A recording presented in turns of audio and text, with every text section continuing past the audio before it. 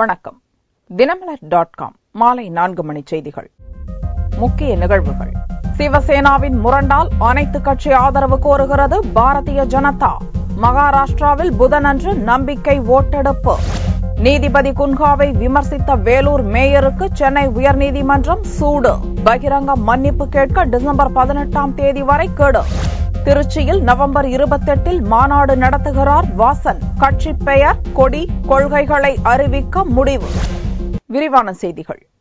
மகாராஷ்டிர சட்டசபையில் புதனன்று நம்பிக்கை ஓட்டெடுப்பு நடக்கவுள்ள நிலையில் பாரதிய ஜனதா தலைமையிலான அரசுக்கு காங்கிரஸை தவிர எந்த கட்சி ஆதரவளித்தாலும் வரவேற்போம் என்று மத்திய அமைச்சர் ரூடி அதிரடியாக அறிவித்துள்ளார். மகாராஷ்டிர சட்டசபை தேர்தலில் எந்த கட்சிக்கும் பெரும்பான்மை கிடைக்காத நிலையில் அதிக இடங்களில் வென்ற பாரதிய ஜனதா ஆட்சி அமைத்தது. முதல்வராக தேவேந்திர பட்னவிஸ் பொறுப்பேற்றார். சட்டசபையில் புதனன்று நம்பிக்கை ஓட்டெடுப்பு நடக்கவுள்ள சூழலில் கூட்டணி அரசில் சேர சிவசேனா பல்வேறு நிபந்தனைகளை விதித்தது. சிவசேனா கட்சிக்கு 6 கேபினெட் அமைச்சர், 6 இணையமைச்சர் பொறுப்புகளை தருவதாக பாரதிய ஜனதா தரப்பில் உறுதியளிக்கப்பட்ட போதும் துணை முதல்வர் பதவி வேண்டும் என்று சிவசேனா தலைமை பிடிவாதம் காட்டியது. அதை பாரதிய ஜனதா நிராகரித்தது. பேச்சுவார்த்தையில் எந்த முன்னேற்றமும் ஏற்படாத நிலையில் பாரதிய ஜனதாவுக்கு மேலும் நெருக்கடி தரும் விதமாக சிவசேனா கட்சியின் சட்டசபை தலைவர் ஏக்நாத் ஷிண்டேவுக்கு எதிர்க்கட்சித் தலைவர் பதவியை அளிக்க வேண்டும் என சட்டசபை செயலரிடம் சிவசேனா கட்சி திங்களன்று திடீரென மனு அளித்தது.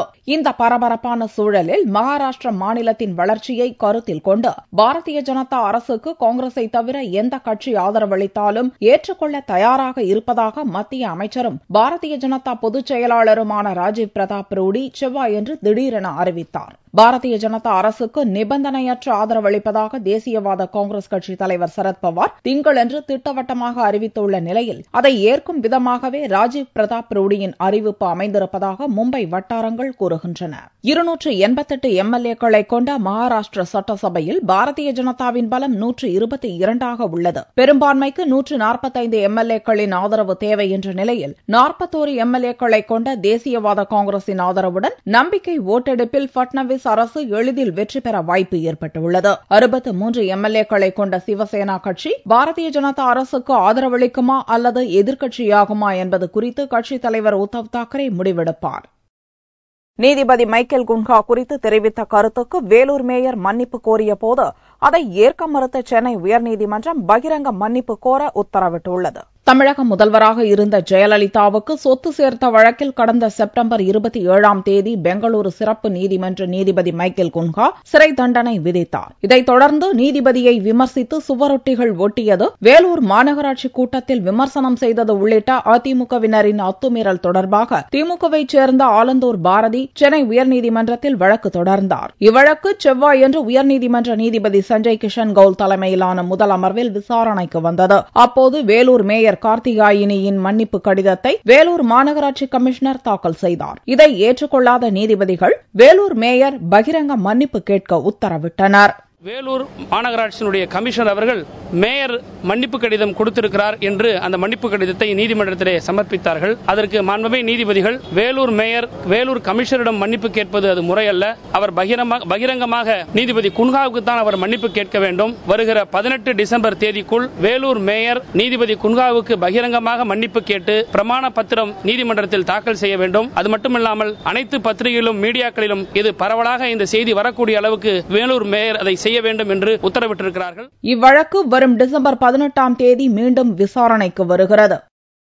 புதியதாக கட்சி தொடங்கியுள்ள வாசன் நவம்பர் 28இல் திருச்சியில் மாநாடு நடத்தப்படும் என்று அறிவித்துள்ளார். காங்கிரஸ் கட்சியிலிருந்து பிரிந்த பின்னர் புதியதாக கட்சி தொடங்க உள்ளதாக முன்னாள் மத்திய அமைச்சர் வாசன் அறிவித்துள்ளார். மாணவர்கள், இளைஞர்கள் உள்ளிட்ட தனது ஆதரவாளர்களை சந்தித்து ஆலோசனை நடத்தி வருகிறார். செவ்வாயன்று மகளிர் அணியை சந்தித்து ஆலோசனை கூட்டம் நடத்தினார். அப்போது பேசிய வாசன் நவம்பர் 28ஆம் தேதி திருச்சியில் உள்ள ஜி கார்னர் மைதானத்தில் மாநாடு நடத்த உள்ளதாகவும் தமிழகம் மட்டுமின்றி இந்தியாவையே திரும்பி பார்க்கும் அளவில் மாநாடு அமையும் என்றும் குறிப்பிட்டார். வருகின்ற 28ஆம் தேதி வெள்ளிக்கிழமை மாலை திருச்சியிலே ஜி கார்னர் என்ற மைதானத்திலே பொதுக்கூட்டம் நடைபெறும். அந்த கூட்டத்தை பொறுத்தவரையிலே நம்மை தமிழகம் திரும்பி பார்க்கக்கூடிய கூட்டமாக இருக்காது. இந்தியா நம்முடைய புதிய இயக்கத்தை திரும்பி பார்க்கக்கூடிய கூட்டமாக இருக்கும். பல்வேறு தரப்பினர் ஆதரவு அளிப்பதால் புதிய நம்பிக்கை கிடைத்துள்ளதாகவும் வாசன் பெருமிதம் கொண்டார். டெல்லி சட்டசபை கலைக்கப்பட்டதை தொடர்ந்து அது தொடர்பான ஆம் ஆத்மி கட்சியின் வழக்கை உச்சநீதிமன்றம் முடிவுக்கு கொண்டு வந்தது. டெல்லி முதல்வர் பதவியை அரவிந்த் கெஜ்ரிவால் திடீரென ராஜினாமா செய்ததை தொடர்ந்து அங்கு ஜனாதிபதி ஆட்சி அமல்படுத்தப்பட்டது. அதற்கு எதிர்ப்பு தெரிவித்த ஆம் ஆத்மி கட்சி டெல்லி சட்டசபையை கலைத்துவிட்டு தேர்தலை நடத்த உத்தரவிட வேண்டும் என உச்சநீதிமன்றத்தில் வழக்கு தொடர்ந்தது. இவ்வழக்கு தலைமை நீதிபதி எல் தாட்டு தலைமையிலான அரசியல் சாசன அமர்வு முன்னிலையில் செவ்வாயன்று விசாரணைக்கு வந்தது. அப்போது மத்திய அரசு வக்கீல் டெல்லி சட்டசபை நவம்பர் 5ஆம் தேதி கலைக்கப்பட்டு விட்டதாக தெரிவித்தார். அதை ஏற்றுக்கொண்ட நீதிபதிகள் சட்டசபையை கலைத்து தேர்தல் நடத்த உத்தரவிடக் கோரும் மனுவை முடித்துக் கொள்வதாக கூறினர். உடனே ஆம் ஆத்மி கட்சியின் வக்கீல் பிரசாந்த் பூஷன் தேர்தல் தேதி அறிவிக்கப்படும் வரை வழக்கை முடிக்கக்கூடாது என்றார். அதை ஏற்க மறுத்த நீதிபதிகள் தேர்தலை நடத்தும் பொறுப்பை தேர்தல் கமிஷன் ஏற்றுக்கொள்ளும் என்றனர். தேர்தலை விரைவில் நடத்தும்படி தேர்தல் கமிஷனுக்கு உத்தரவிட வேண்டும் என்ற கோரிக்கையையும் நீதிபதிகள் மறுத்துவிட்டனர். டெல்லியில் மக்களாட்சியை அமைக்க கவர்னர் நஜீப் ஜங் மற்றும் மத்திய அரசுக்கு நவம்பர் 11ஆம் தேதி வரை உச்சநீதிமன்றம் கெடுவது திறந்தது. 70 உறுப்பினர்களை கொண்ட டெல்லி சட்டசபையில் பாரதிய ஜனதா, ஆம் ஆத்மி, காங்கிரஸ் என எந்த கட்சிக்கும் பெரும்பான்மை இல்லாததால் 3 கட்சிகளும் ஆட்சி அமைக்க மறுப்பு தெரிவித்ததால் சட்டசபையை கலைக்கும்படி கவர்னர் ஜங் செய்த பரிந்துரைக்கு 5ஆம் தேதி ஜனாதிபதி பிரணாப் முகர்ஜி ஒப்புதல் அளித்தார். பால் விலை உயர்வு தொடர்பாக தமிழக அரசு விளக்கம் தர சென்னை உயர்நீதிமன்றம் நோட்டீஸ் அனுப்பியுள்ளது. ஆவின் பால் விலை உயர்வு தொடர்பாக வக்கீல் சூரிய பிரகாசம் என்பவர் சென்னை உயர்நீதிமன்றத்தில் பொதுநல வழக்கு தொடர்ந்தார். இவ்வழக்கு நீதிபதி கர்ணன் முன் செவ்வாயன்று விசாரணைக்கு வந்தது.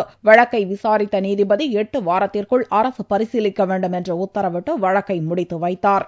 ஏழைகளும் நடுத்தர வர்க்கத்தினரும் அதிகமாக பயன்படுத்துகின்ற ஆவின் பால் விலை உயர்வை லிட்டருக்கு 10 ரூபாய் ஏற்றியது அநியாயம் என்றும், ஆவினிலே கடந்த 10 வருடங்களாக நடைபெற்ற ஊழலின் விளைவாக 300 கோடி ரூபாய் ஆவின் பணம் சூறையாடப்பட்டிருக்கிறது என்றும், அவர்கள் மீது நடவடிக்கை எடுத்து அந்த 300 கோடியை கைப்பற்றினாலே ஆவின் பால் விலை உயர்வை ஏற்ற வேண்டிய அவசியம் இருக்காது என்று கூறி இன்றைக்கு நான் ஒரு ரிட் மனு தாக்கல் செய்தேன். அந்த ரிட் மனு நீதியரசர் கர்ணன் அவர்கள் முன்பு இன்றைக்கு விசாரணைக்கு வந்தது. வழக்கை விசாரித்த நீதியரசர் கர்ணன் அவர்கள் 8 வார காலத்திற்குள் ஆவின் பால் விலை குறைப்பதை பற்றி அரசு விசாரித்து முடிவெடுக்க வேண்டும் என்று உத்தரவிட்டுள்ளார்கள். ஆவின் நிர்வாகத்தில் 300 கோடி ரூபாய் அளவிலான முறைகேடு மீது உரிய நடவடிக்கை எடுக்க மனுதாரர் கோரியிருந்தார் என்பது குறிப்பிடத்தக்கது. தெற்கு அந்தமானில் நிலவி வந்த காற்றழுத்த தாழ்வு பகுதி தீவிரமடைந்து வருவதால் தமிழகம், புதுச்சேரியில் மழைக்கு வாய்ப்புள்ளதாக வானிலை மைய இயக்குநர் ரமணன் தெரிவித்துள்ளார். சென்னை மண்டல வானிலை மைய இயக்குநர் ரமணன் செவ்வாயன்று செய்தியாளர்களை சந்தித்தார். தெற்கு அந்தமான் பகுதியில் நிலவி வந்த காற்றழுத்த தாழ்வு பகுதி தீவிரமடைந்து செவ்வாய் காலை நிலவரப்படி தென்கிழக்கு வங்கக்கடலை ஒட்டியுள்ள பகுதியில் நீடிப்பதாக தெரிவித்த ரமணன் அடுத்த 24 மணி நேரத்தில் தமிழகம், புதுவையில் மழைக்கு வாய்ப்புள்ளதாக கூறினார். நேற்று தெற்கு அந்தமான் கடல் பகுதியில் நிலவி வந்த அந்த தாழ்வு பகுதியானது மேற்கு நோக்கி நகர்ந்து இன்று காலை 8 மணி அளவிலே தென்கிழக்கு வங்கக்கடல் மற்றும் அதை ஒட்டியுள்ள பகுதிகளில் ஒரு தாழ்வு பகுதியாக நீடிக்கின்றது. இது தீவிர தாழ்வு பகுதியாக மாறுவதற்கான வாய்ப்பும் உண்டு. கடந்த 24 மணி நேரத்திலே தமிழகத்தை பொறுத்தவரையிலே ஓரிரு இடங்களில் மழை பெய்துள்ளது. பதிவு செய்யப்பட்ட தரவின் அடிப்படையில் மிக அதிகமான மழை 9 சென்டிமீட்டர் கொடநாட்டில் பதிவாகியுள்ளது. அடுத்தபடியாக 8 சென்டிமீட்டர் கொத்தகிரியில் பதிவாகியுள்ளது. வாரம் 24 மணி நேரத்தை பொறுத்தவரையிலே தமிழகம் மற்றும் புதுச்சேரியில் ஒரு சில இடங்களில் நாம் மழை எதிர்பார்க்கலாம். சென்னை நகரை பொறுத்தவரை வானம் மேகமூட்டத்துடன் இருக்கும். நகரின் சில பகுதியில் மழை வருவதற்கான ஒரு வாய்ப்பு உண்டு. இந்நிலை தமிழகத்தை நெருங்கிச் செல்லும் போது கனமழைக்கு வாய்ப்புள்ளதாகவும் ரமணன் தெரிவித்துள்ளார். தமிழ் இல்லாமல் இந்தியா முழுமை பெறாது என்று கூறிய பாரதிய ஜனதா எம்பி தருண் விஜய் இந்திய மீனவர்கள் என்றே கூற வேண்டும் என்று தெரிவித்துள்ளார். பாரதிய ஜனதா மாநில அலுவலகமான கமலாலயத்தில் செவ்வாயன்று தருண் விஜய் எம்பி செய்தியாளர்களை சந்தித்தார். வட மாநிலங்களில் தமிழ் மொழியை பரப்ப முயற்சி மேற்கொள்ளப்பட்டு வருவதாக கூறிய அவர் திருவள்ளுவர் பற்றி வளரும் தலைமுறை தெரிந்து கொள்வதற்காக ஜனவரி மாதம் வட மாநிலங்களில் உள்ள 500 பள்ளிகளில் சிறப்பு நிகழ்ச்சி நடத்த உள்ளதாக கூறினார். இந்தியாவில் தமிழக மீனவர்கள் என பிரித்து பார்க்க வேண்டாம் என கூறிய அவர் அவர்கள் முதலில் இந்திய மீனவர்கள், அவர்கள் நலன் காக்கப்படும் என்று தருண் விஜய் கூறினார். Tirukkural is the book of India. Tirukkural defines India. If you don't know Tirukkural, if you don't understand the greatness of Thiruvalluvar, you don't know India, you don't understand India. They are Indians first. They are Indian fishermen. And if I don't work for them, I am less of an Indian. Tamil should also be introduced in North India. In January, we will be celebrating Thiruvalluvar's birthday in more than 500 schools and colleges in North India. இந்தியராக பிறந்த அனைவரும் கண்டிப்பாக திருக்குறளை படித்திருக்க வேண்டும் என தெரிவித்த தருண் விஜய், மகாகவி என்று அழைக்கப்படும் பாரதியாருக்கு வாரணாசியில் கண்டிப்பாக நினைவு இல்லம் அமைக்கப்படும் என்றார்.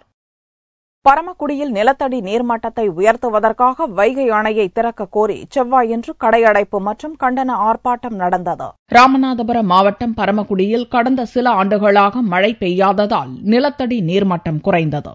சமீபத்தில் பெய்த மழையால் வைகை அணையில் நீர் நிரம்பியுள்ளது. பரமக்குடியின் குடிநீர் ஆதாரமாக விளங்கும் வைகை அணையிலிருந்து தண்ணீர் திறந்து நிலத்தடி நீர்மட்டத்தை உயர்த்த நடவடிக்கை எடுக்க வேண்டும் என்று பரமக்குடி பகுதி மக்கள் மாவட்ட நிர்வாகத்திடம் கோரிக்கை விடுத்தனர். ஆனால் அதிகாரிகள் எவ்வித நடவடிக்கையும் எடுக்காததால் செவ்வாயன்று அனைத்துக் கட்சி சார்பில் கடையடைப்பு மற்றும் கண்டன ஆர்ப்பாட்டம் நடந்தது. தங்களது கோரிக்கை குறித்து நடவடிக்கை எடுக்காவிட்டால் வரும் 25ஆம் தேதி பரமக்குடியில் கடையடைப்பு மற்றும் மறியல் நடத்தப்படும் என்று ஆர்ப்பாட்டத்தின் போது வலியுறுத்தப்பட்டது.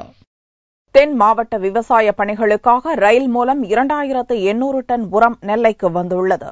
தென் மாவட்டங்களில் தற்போது பெய்த மழையால் விவசாய பணிகள் மும்முரமாக நடந்து வருகிறது. நெல் சாகுபடி செய்வதற்கு துவக்க காலத்தில் இடப்படும் யூரியா உரத்திற்கு தற்போது தட்டுப்பாடு நிலவுகிறது. இதனால் தனியார் வியாபாரிகள் உரங்களை பதுக்கி வைத்து அதிக விலைக்கு விற்கின்றனர். இது தொடர்பாக விவசாயிகள் விடுத்த கோரிக்கையை ஏற்ற நெல்லை கலெக்டர் கருணாகரன் உரங்களை மாவட்ட தொடக்க வேளாண்மை கூட்டுறவு விற்பனை மையங்களில் விற்பனை செய்ய ஏற்பாடு செய்தார். இதையடுத்து தென் மாவட்ட விவசாயிகளுக்காக மும்பையிலிருந்து ரயில் மூலம் 2800 டன் உர மூட்டைகள் கொண்டு வரப்பட்டன. அவற்றை லாரிகள் மூலம் வேளாண் துறை அதிகாரிகள் முன்னிலையில் பல்வேறு மாவட்டங்களுக்கு அனுப்பி வைத்தனர். ரேக்ல நமக்கு யூரியா வந்திருக்கு. இது மகாராஷ்டிரா மாநிலம் சூரத்லேருந்து இது வருது. இதில் நம்மளுடைய திருநெல்வேலி மாவட்டத்தினுடைய பங்கு ஒரு 1000 மெட்ரிக் டன்கள். இது RCFL அப்படிங்கிற உர நிறுவனத்திலேருந்து வந்திருக்கு. இந்த RCFL உர நிறுவனத்திலேருந்து நம்ம மாவட்டத்திற்கு இது தனியாருக்கு தான் வந்தது. தனியாருக்கு வந்ததை நம்முடைய மாவட்ட ஆட்சித்தலைவர் மற்றும் மாவட்ட நிர்வாகங்கள்லாம் ஈடு உள்ள இறங்கி இதை முழுமையாக நம்ம தொடக்க வேளாண்மை கூட்டுறவு வங்கிகளுக்கு எடுத்துட்டு போறோம். தனியார் மூலமா அதை விற்பனை செஞ்சா விநியோகம் சீராக இருக்காது அப்படிங்கிறதுக்காக நம்ம கண்ட்ரோல்ல வச்சுக்கணும் அப்படிங்கிறதுக்காக நம்ம இதை எடுத்துட்டு போயிருக்கோம். ஒரே நேரத்தில் அனைத்து பகுதிகளிலும் விவசாய பணிகள் துவக்கப்பட்டிருப்பதால் ஏற்பட்டுள்ள உர தட்டுப்பாட்டை சரி செய்ய அடுத்தடுத்து உரம் இறக்குமதி செய்ய இருப்பதாக வேளாண் துறை அதிகாரிகள் தெரிவித்தனர். கடந்த சில வாரங்களாக ஏற்றமும் இறக்கமுமாக காணப்படும் தங்கத்தின் விலையில் செவ்வாய்க்கிழமையன்று பெரும் வீழ்ச்சி ஏற்பட்டது. ஒரு சவரனுக்கு அதிரடியாக 328 ரூபாய் குறைந்து ஒரு சவரன் தங்கம் 19,392 ரூபாய்க்கு விற்பனையானது. 1 கிராம் ஆபரண தங்கம் 2,424 ரூபாயாக இருந்தது. வெள்ளி விலையிலும் மாற்றம் காணப்பட்டது. வெள்ளி 1 கிராமுக்கு 40 காசுகள் குறைந்து 37 ரூபாய்க்கு விற்பனையானது. பார் வெள்ளியின் விலை 34,535 ரூபாயாக இருந்தது. சத்தீஸ்கர் மாநில அரசு கருத்தடை முகாமில் அறுவை சிகிச்சை செய்து கொண்ட 8 பெண்கள் பரிதாபமாக இறந்த சம்பவம் பெரும் பரபரப்பை ஏற்படுத்தியுள்ளது. சத்தீஸ்கர் மாநிலம் பிலாஸ்பூர் மாவட்டம் பெண்டாரி கிராமத்தில் உள்ள நேமிச்சந்த் ஜெயின் புற்றுநோய் மருத்துவமனையில் அரசு கருத்தடை அறுவை சிகிச்சை முகாம் கடந்த 8ஆம் தேதி நடந்தது. இதில் 83 பெண்களுக்கு கருத்தடை அறுவை சிகிச்சை நடந்தது. சிகிச்சை முடிந்த 24 மணி நேரத்தில் 60க்கும் மேற்பட்ட பெண்களுக்கு அடிவயிற்றில் கடுமையான வலி ஏற்பட்டு வாந்தி எடுத்தனர். வெவ்வேறு மருத்துவமனைகளில் அனுமதிக்கப்பட்டவர்களில் சிகிச்சை பலனின்றி 8 பெண்கள் பரிதாபமாக இறந்ததாக மாவட்ட கலெக்டர் சித்தார்த் கோமல் பர்தேசி தெரிவித்தார். எஞ்சிய 52 பெண்களுக்கு தொடர் சிகிச்சை அளிக்கப்பட்டு வந்த போதிலும் 10 பேரது நிலை மிகவும் கவலைக்கிடமாக இருப்பதாகவும் பலி எண்ணிக்கை உயரும் என்றும் அஞ்சப்படுகிறது. அரைகுறையாக செய்யப்பட்ட சிகிச்சையால் தொற்று கிருமிகளால் பாதிக்கப்பட்டு பெண்கள் இறந்திருக்கலாம் என்று முதல்கட்ட விசாரணையில் தெரியவந்துள்ளது. பெண்களின் இறப்புக்கு உண்மையான காரணத்தை கண்டறிவதற்காக உயர்மட்ட குழு விசாரணைக்கு உத்தரவிட்டுள்ள சத்தீஸ்கர் அரசு பலியானோரின் குடும்பங்களுக்கு தலா 2 லட்சம் ரூபாய் ரூபாய் நிவாரணத் தொகையை அறிவித்துள்ளது. இதனிடையே பிலாஸ்பூர் மாவட்ட தலைமை சுகாதார அதிகாரி உள்ளிட்ட 4 அதிகாரிகளை சத்தீஸ்கர் முதல்வர் ராமன் சிங் சஸ்பெண்ட் செய்துள்ளார். அறுவை சிகிச்சை நிபுணர் RK குப்தா மீது போலீஸ் வழக்கு பதியவும் முதல்வர் ராமன் சிங் உத்தரவிட்டுள்ளார். அரசின் சார்பில் நடந்த கண் அறுவை சிகிச்சை முகாம்களில் 62 பேரின் பார்வை பறிபோன சம்பவமும் சத்தீஸ்கர் மாநிலத்தில் தான் நடந்தது. மீண்டும் செய்திகள் இந்திய நேரப்படி இரவு 8 மணிக்கு. வணக்கம்.